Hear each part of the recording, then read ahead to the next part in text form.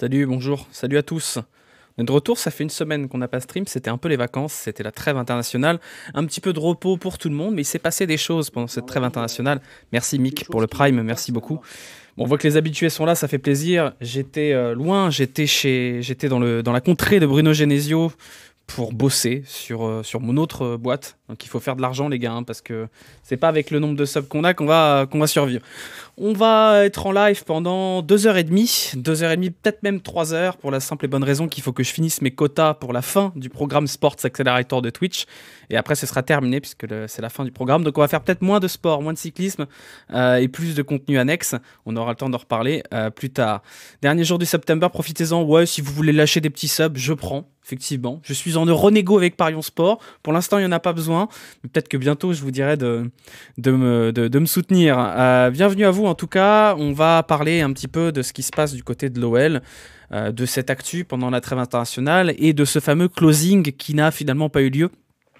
Et qu'est-ce que ça veut dire? Est-ce qu'il faut s'inquiéter? Est-ce que c'est normal? Est-ce que ça veut dire que John Textor est un escroc notoire ou est-ce que c'est tout à fait normal? On va en parler ensemble. On va faire une petite revue de presse des 2 derniers articles de l'équipe, c'est-à-dire celui d'hier qui nous expliquait que le rachat était imminent et celui d'aujourd'hui qui nous explique en détail ce que veut dire le communiqué d'OL Group qui est paru hier. Non, aujourd'hui plutôt, aujourd'hui. Pour la petite histoire, le communiqué d'OL Group, il est tombé pendant que j'étais chez mon comptable, donc autant vous dire que j'étais dans l'environnement parfait pour comprendre ce qui se passait. Voilà, bienvenue à vous en tout cas. On a fait un petit mois de septembre, on fera peut-être un petit mois d'octobre, puisque je pars en vacances lundi. Mais après on va reprendre. On aura du FIFA, on aura du Football Manager, on aura peut-être du F1 Manager, ça dépend, je sais pas encore, on verra à ce moment-là. Castello au secours, oui, mais ça on en parlera juste après. On va d'abord se concentrer sur la vente en commençant par l'article d'hier que je vais vous passer incessamment sous peu. Voilà, il est là. C'est l'article d'hier qui était sur l'équipe. L'article d'hier, qu'est-ce qu'il nous disait? L'article d'hier d'Hugo Guimet nous expliquait que la vente était imminente, qu'il y avait un accord oral. Attention, c'est ça qui est important, hein, un accord oral avec les banques créancières. Et grosso modo, tout va bien. Et le communiqué d'aujourd'hui ne contredit pas ça. Un accord oral, ça sous-entend que tous les documents ne sont pas finis et que donc on ne peut pas finir le deal. Mais si toutes les banques sont d'accord, ça veut dire qu'on a juste repoussé un petit peu et que c'est pas grave. Qu'est-ce qu'il nous raconte dans l'article? Réunion des actionnaires, plus qu'à balayer dans les coins. Donc en gros, le son de cloche du côté du club. Attention, bien évidemment qu'ils ne vont pas dire que c'est la panique si ça l'est, mais tout porte à croire que tout va bien. Ça veut dire que s'il n'y a pas de défection de dernière minute, normalement l'OL est sur l'autoroute pour vendre le club. Vous étiez au courant, le nouveau partenaire de Textor, du coup on en avait parlé la dernière fois, c'était Marc Affolter.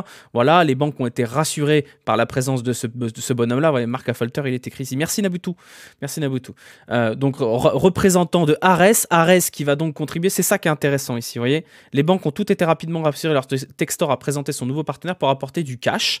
Le fonds d'investissement Ares, vous vous rappelez du dernier live, on en avait parlé, qui devrait contribuer à hauteur de 400 millions au rachat de l'OL. Normalement, voilà, l'OL ne court aucun risque monétaire. Ça, c'est le truc qu'on va regarder après parce que c'est intéressant.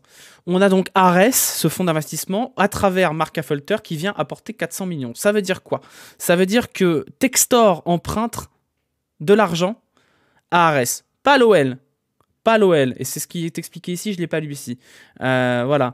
Afin de rendre l'affaire compréhensible, qu'on vient de légèrement vulgariser et arrondir les sommes. Le rachat de l'OL, de ses structures et de ses dettes, va être financé comme suit. John Textor apporte 300 millions d'euros. Ares, 400 millions d'euros. D'autres investisseurs, voilà, 150 000 euros. Les 400 millions apportés par Ares sont prêtés à Eagle avec un taux plus important qu'un prêt bancaire pour une raison simple, il n'est pas garanti pour les clubs. Ça veut dire que Eagle emprunte à Ares 400 millions pour racheter l'OL. Mais c'est pas l'OL qui emprunte. Donc ça sous-entend que si jamais Eagle ne peut pas rembourser Ares, c'est pas l'OL qui saute. Donc en gros, ça veut dire que si jamais John Textor n'est pas en mesure de rembourser le gros prêt, c'est pas l'OL qui en pâtit. Alors il faudra probablement qui ponctionne sur les recettes de l'OL pour rembourser, 2 qui vendent le club, mais ça veut pas dire que Ares va arriver à l'OL et tout démanteler. Donc ça veut dire que c'est plutôt rassurant. L'autre information qui est importante, selon des sources proches d'Ares, Eagle a négocié cet emprunt à plus 8 ans. Alors qu'est-ce que ça veut dire? Ça veut dire que là, John Textor, il emprunte aujourd'hui et il devra rembourser qu'à partir de 2030. C'est un peu comme quand vous prenez un prêt pour faire vos études, prenez un prêt, je sais pas, sur 5 ans et vous commencez à rembourser que quand vous travaillez. C'est un peu la même chose ici. C'est-à-dire que John Textor va commencer à rembourser ce bordel à partir de fin 2030. Donc qu'est-ce que ça veut dire? Ici, c'est ce qui est expliqué juste après. L'objectif d'Eagle est de créer de la valeur dans chacun de ses clubs de football afin de procéder à une levée de fonds propres dans 8 ans pour rembourser Ares. En gros, qu'est-ce que ça veut dire? Ça veut dire que l'objectif de Eagle Football, c'est d'acheter l'OL, de mettre l'OL sur des encore meilleurs rails, donc peut-être d'investir, on ne sait pas encore, pour que l'OL grandisse en termes de valorisation et en termes de performance, pour qu'à un moment donné, quand Eagle décide d'ouvrir le capital, puisse récupérer du cash pour rembourser Ares. Donc l'objectif, si John Textor veut faire son opération correctement, ça veut dire qu'il faut que l'OL grandisse encore plus pour valoir encore plus, pour que le surplus de valorisation de l'OL dans 8 ans suffise à rembourser Ares. Donc en fait, Textor, il n'a pas trop le choix. C'est-à-dire que il achète le club, mais pour que ça roule, il faut que le club soit performant. Il faut que le club devienne encore plus fort. Il faut qu'avec l'appui de Palace, de Botafogo et de Molenbeek, il y ait une espèce de grande nébuleuse Eagle Football qui soit valorisée beaucoup plus fort que ça. Merci Hugo de Bambi pour l'abonnement. Donc en gros, l'objectif de Textor, si moi je comprends par rapport à la structure de l'emprunt, Textor mise sur le fait que l'OL va encore plus grossir d'ici 8 ans pour qu'il puisse rembourser Ares avec le surplus qu'aura fait en termes de valorisation l'OL. Donc c'est plutôt bon signe sur le papier. Attention, sur le papier. Ça ne veut pas dire que Textor est un grand gestionnaire ou que ça va être le plus grand club d'Europe. Juste, ça sous-entend que Textor, son plan, c'est de rendre l'OL encore plus puissant pour grandir. Un peu comme ce qu'a fait le Qatar avec le PSG, alors évidemment avec des moyens et des rendements différents. Mais voilà, l'objectif, c'est que les 400 millions qu'il va investir, ils soient remboursés par une levée de fonds qui serait créée avec un OL encore plus fort. Merci Thanatos pour l'abonnement également. Donc grosso modo, ça sous-entend que si John Textor veut s'en sortir, effectivement, ça sous-entend que sportivement, l'OL doit revenir dans le top 3. Ça sous-entend peut-être aussi la création d'une Super League sous 8 ans dans laquelle l'OL aurait sa place. Voilà, l'idée c'est ça. C'est-à-dire qu'à un moment donné, si dans 8 ans, il y a une Super League de foot et que l'OL en est, bah ça va grandir, vous voyez ce que je veux dire. Donc c'est un pari que fait John Textor, c'est un pari qui sera basé sur deux choses. Un, la capacité de l'OL à revenir au top sportivement, et deux, la capacité de l'OL à grandir encore en tant que club et en tant que groupe, en tant qu'infrastructure, et là il y a de quoi faire. Voilà, c'est ça, c'est quand même sacrément rassurant. Alors attention, parce que tout ça c'est sur le papier, hein. Ça ne veut pas dire que c'est gagné. Tout ça, c'est sur le papier. C'est-à-dire qu'il y a des investisseurs qui ont débarqué avec des plans de ce même type-là et qui se sont plantés parce que c'était des mauvais gestionnaires ou parce que la politique sportive était foireuse. Tout ça est conditionné au fait que John Textor mette les bonnes personnes au beau poste et que la politique sportive de l'OL lui permette de revenir sur le devant de la scène, à minima sur la scène nationale. Si ça foire, dans le worst case scénario, l'OL se plante sportivement, l'OL ne revient pas en Coupe d'Europe pour une raison X ou Y, il n'y a pas de bons jeunes qui percent. Bah là c'est la merde, parce que ça veut dire que Textor il a pas de quoi rembourser, et s'il a pas de quoi rembourser, il a deux solutions: se manger sur ce qu'on explique là, le cash flow pour rembourser le prêt. Là, c'est ce qu'on promet dans l'entourage de Textor. Ça sous-entend que pour rembourser le prêt, on prend du cash qui vient du club. Le club appartient à Textor. Textor, il a le droit de se servir dans les bénéfices du club pour rembourser les dettes qu'il a contractées pour l'acheter.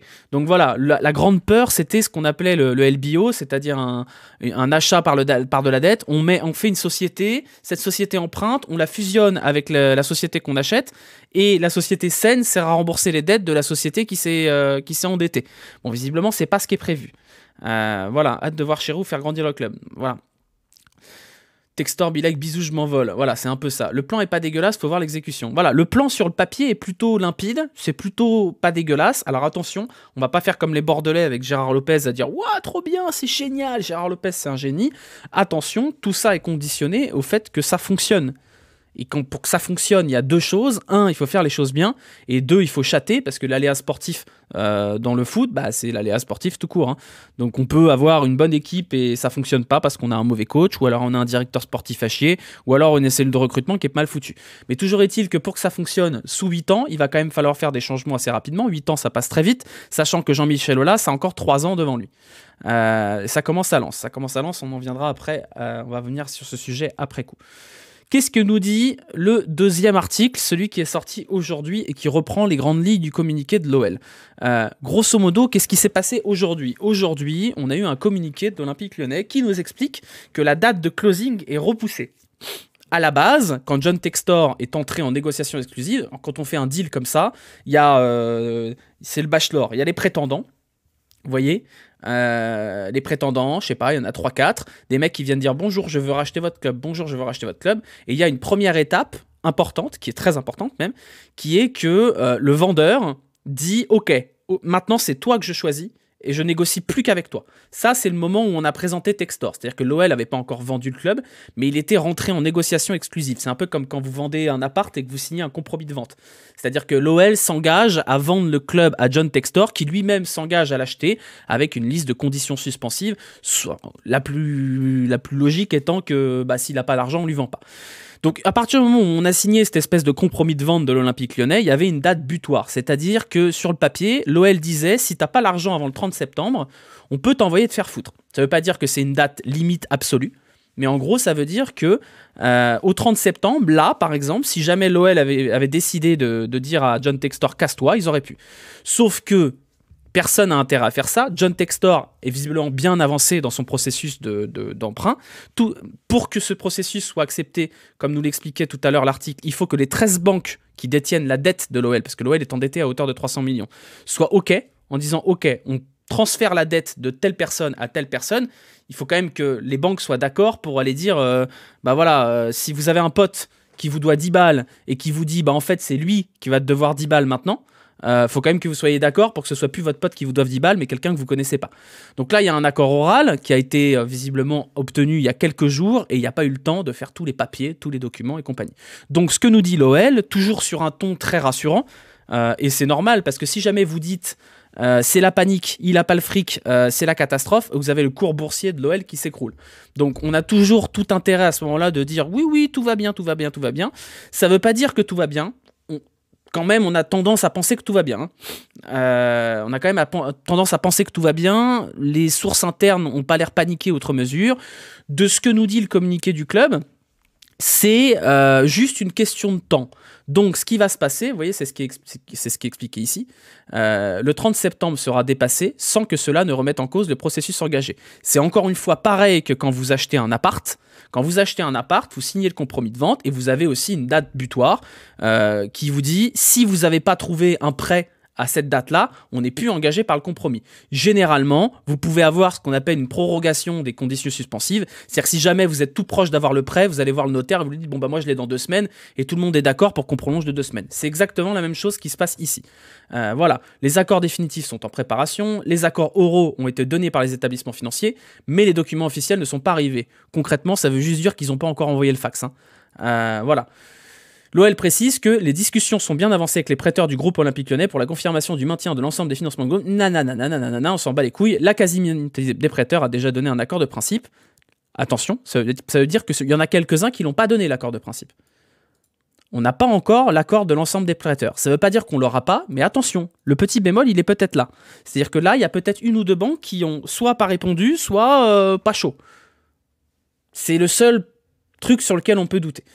Voilà, mais globalement, les accords définitifs sont en cours de préparation. Il reste aux parties à finaliser des premiers de documentation juridique. On est sur des trucs qui font des centaines et des centaines de pages. Voilà, des discussions sont en cours entre les parties pour déterminer une nouvelle date de closing. Concrètement, qu'est-ce que ça veut dire ? On imagine que ce sera prêt dans, je sais pas, 2 semaines, 1 mois, 2 mois, 3 mois, et on va donner une nouvelle date. Et là, pour le coup, si jamais à la nouvelle date c'est pas prêt, là on pourra se dire ça sent le caca. Là, on pourra dire ça sent le caca. Mais pour l'instant, tout va bien. Je vais retirer le bob parce que, en fait, le problème de ce bob, c'est qu'il est très petit et il est littéralement vissé sur ma tête. Vous voyez, ça, c'est normal, ça. Bref, donc j'enlève le bob. Voilà ce que ça veut dire. Voilà ce que ça veut dire, tout ce bordel au niveau de la vente de l'OL. Il n'y a pas de quoi s'alarmer. Il n'y a pas de quoi s'alarmer. Il y avait de quoi s'alarmer quand John Textor a perdu son partenaire principal. Mais à partir du moment où il a retrouvé un partenaire, tout va bien. En tout cas, tout va bien pour l'OL. Est-ce que tout va bien pour John Textor ? Non, parce que John Textor, c'est un peu le baiser de l'histoire. C'est-à-dire que lui, il a dû... Vous voyez... Attendez, je vous montre juste. Regardez la trace qu'a fait le bob sur ma tête. Voilà. Vous voyez le problème, là ? Voilà la trace qu'a fait le bob.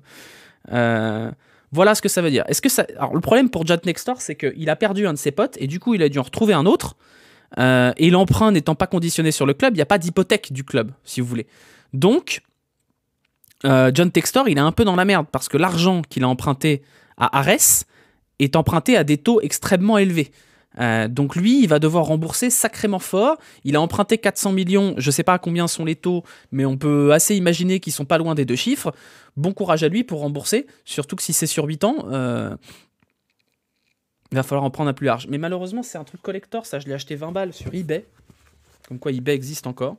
Mais je sais pas, il faut peut-être que je le détende. Enfin bref. Voilà du côté de la vente du club. Qu'est-ce qu'on peut attendre désormais ? On va attendre que l'OL donne une nouvelle date de closing. J'ai aucune idée du délai. Je vous avoue que je suis pas suffisamment expert pour ça. Faudrait demander à Sabrina sur Twitter ce qu'elle peut en penser, parce qu'elle est hyper calée. Mais bon, on peut imaginer que le club sera vendu quand même avant la fin de l'année. Et donc, théoriquement, on peut imaginer que la fameuse augmentation de capital dont il était question dans l'article juste avant, aura lieu à partir du mercato d'hiver. Donc on peut imaginer que l'OL serait plus actif sur le mercato d'hiver que ce qu'ils ont été sur le mercato d'été, maintenant qu'on aura les fameux 86 millions, dont une partie, on va dire un peu moins de la moitié, doit être consacrée au renforcement de l'OL sur le mercato. Donc la logique voudrait que, surtout compte tenu du niveau sportif, pour prendre qui ? Alors ça c'est une autre question. Mais globalement, on peut imaginer qu'il y aurait un peu plus de latitude financière pour l'OL à partir du mercato d'hiver. Voilà. Quel impact cette pression financière sur 8 ans pour Textor sur le sportif ? En fait, il y a 2 impacts. Le premier impact, c'est qu'il faut 2 choses. Il faut, que le club génère de l'argent. Ça, c'est obligatoire. Donc, il va rembourser petit à petit la dette et il va essayer de faire en sorte que le club rapporte de l'argent. Donc, on va encore être dans une logique d'équilibre positif de la balance transfert.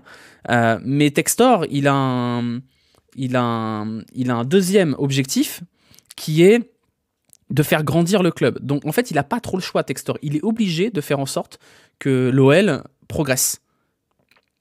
Il est obligé de faire en sorte que l'OL progresse parce que la seule manière qu'il peut avoir que l'OL devienne encore plus fort sur le plan financier, c'est que l'OL redevienne sportivement un club qui génère du cash. Et pour générer du cash, il faut de la Ligue des Champions.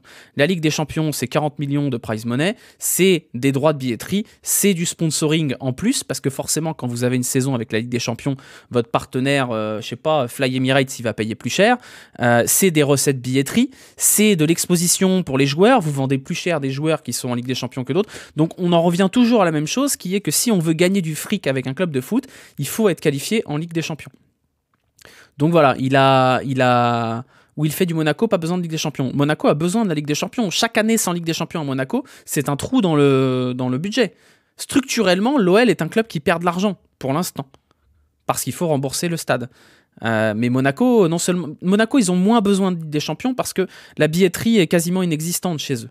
Quand vous avez une campagne de poule de Ligue des Champions à Monaco, vous avez 3 matchs à domicile, et 3 matchs à domicile à Monaco, c'est 12 000 personnes, c'est 33 000 personnes. Donc en fait, 3 matchs à domicile de l'AS Monaco, c'est la moitié d'un match à domicile de l'Olympique Lyonnais. Donc en fait, la Ligue des Champions, elle est importante pour le prize money pour Monaco, mais la billetterie, elle est négligeable. Or, la billetterie à Lyon, c'est important. Donc voilà, la condition sine qua non, il va être obligé d'investir pour que l'OL grandisse au niveau du capital. Comment ils font leur bif, la SM ? Ils en font pas. Ils en font de 2 manières. Ils vendent beaucoup de joueurs. Ils vendent énormément. Si vous faites l'historique des ventes de l'AS Monaco sur les 10 dernières années, vous allez trouver un paquet de joueurs vendus très très très très cher. Mbappé, Tielemans, Martial, qui est parti là cet hiver. Bref, vous avez l'idée. Et 2, ils ont une fiscalité qui leur permet d'être un petit peu avantagés sur le plan des salaires. La thèse de la Super League me paraît intéressante. Moi, Tchouaméni, Bernardo Silva, enfin voilà, Fabinho, l'AS Monaco, et c'est un club qui vend. Hein. Sinon, il crève.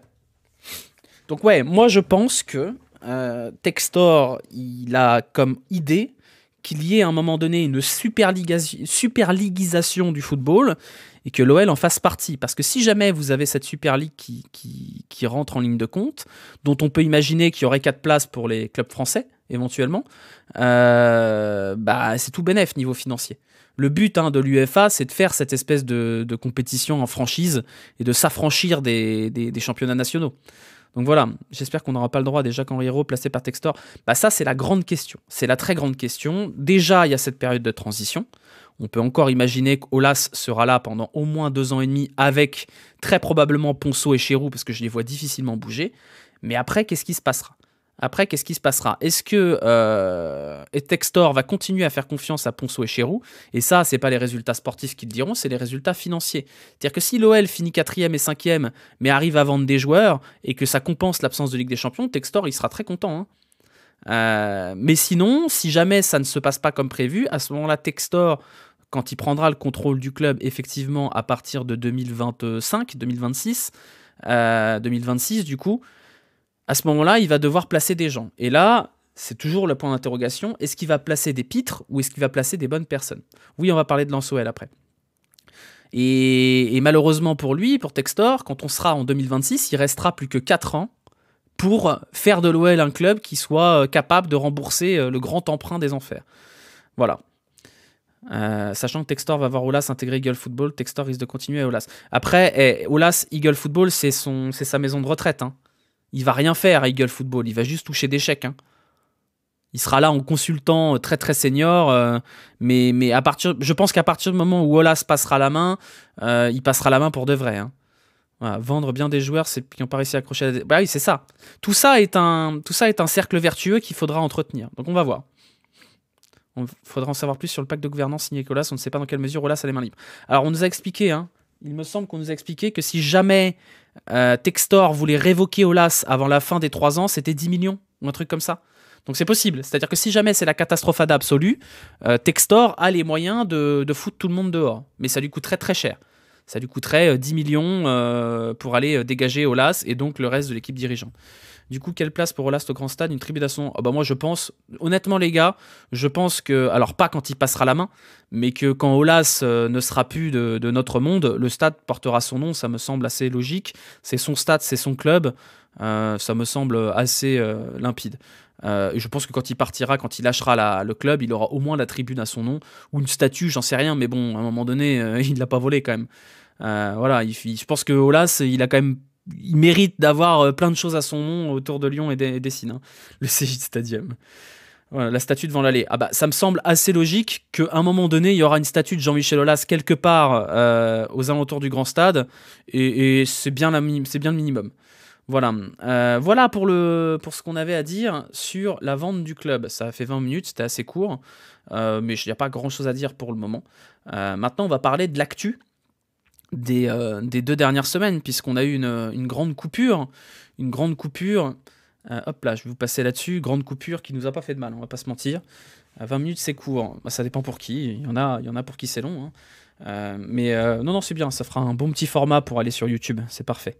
Voilà. D'ailleurs, si vous êtes sur YouTube, abonnez-vous, lâchez les petits commentaires et les pouces bleus, s'il vous plaît. Et du coup, voilà, pour ceux qui sont sur YouTube, hop, on passe à autre chose. Rendez-vous dimanche soir pour le débrief si vous êtes là. Et nous, on va passer à l'actu du club. Voilà, hop là, bim, fin de stream.